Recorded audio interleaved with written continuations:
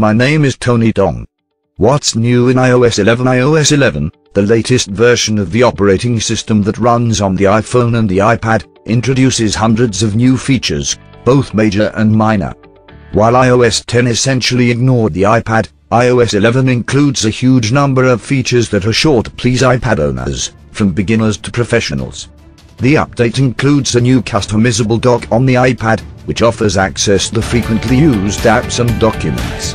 The dock is persistent and can be accessed at any time and within any app by swiping upwards on the iPad's display.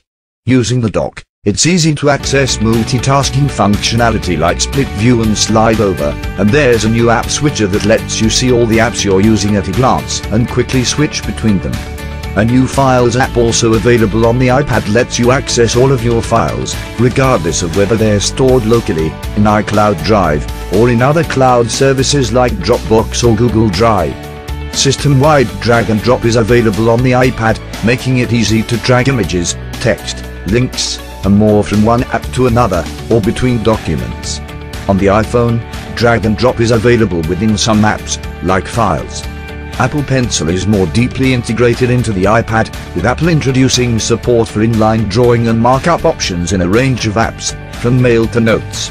A new Instant Notes feature can open notes from the lock screen just by tapping an Apple Pencil on the display. On both the iPhone and the iPad, iOS 11 introduces a refreshed, updated look that focuses on bolder fonts and other small design changes. There's an entirely redesigned single-screen control center that's customizable, and a new lock screen experience that makes it easier to see notifications in one spot. Siri is gaining a new, more natural voice. Both male and female options are available, with a more natural intonation, pitch, emphasis, and tempo. A new Siri Translate feature lets Siri translate English words into Chinese, French, German, Italian, and Spanish.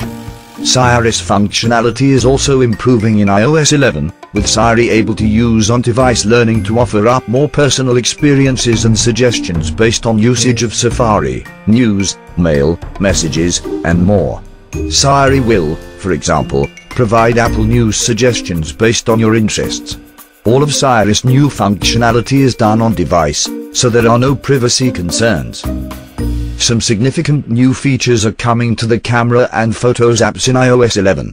Portrait mode images are gaining support for optical image stabilization on compatible devices, and will also be able to take advantage of True Tone Flash and HDR.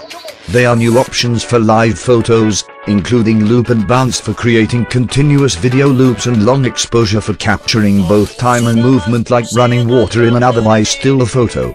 In the Photos app, Apple has optimized memory movies to play in landscape or portrait orientation, and more memories, like those centered around specific events or pets, will be created.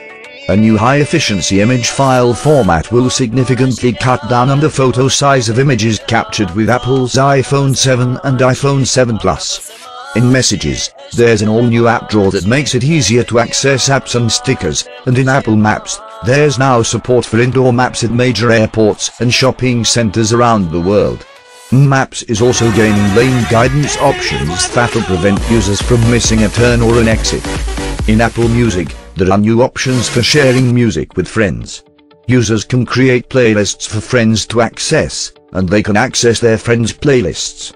Apple Pay is being updated with a new peer-to-peer payment option that allows money to be sent using the Messages app or Siri, taking advantage of the credit and debit cards stored in Wallet. When receiving money, it goes into an Apple Pay cash account, which can be used to make purchases using Apple Pay or sent to a bank account. Disturb mode is being expanded with new features for the car. When enabled while driving, Do Not Disturb mutes all incoming notifications and lets people know that you're driving and will get back to them later. Do Not Disturb for vehicles will come on automatically when an iPhone connects to a car's Bluetooth, but it can be disabled. HomeKit is gaining a new speaker category, which will allow speakers to be controlled from the Home app, and with a new AirPlay 2 feature, multi-room audio is available. Speakers with AirPlay 2 support can be controlled using Control Center, the Home app, or Siri. Caramel, a new AP, offers on-device machine learning capabilities to developers, allowing them to make apps that predict, learn, and grow smarter over time. Apple is also introducing an ARKit SDK that's designed to help developers build high-quality experiences and games to the iPhone and iPad. ARKit takes advantage of the processors and motion sensors in iOS devices to build virtual content that can be placed atop real-world scenes for purposes like interactive gaming, immersive shopping, industrial design, and more.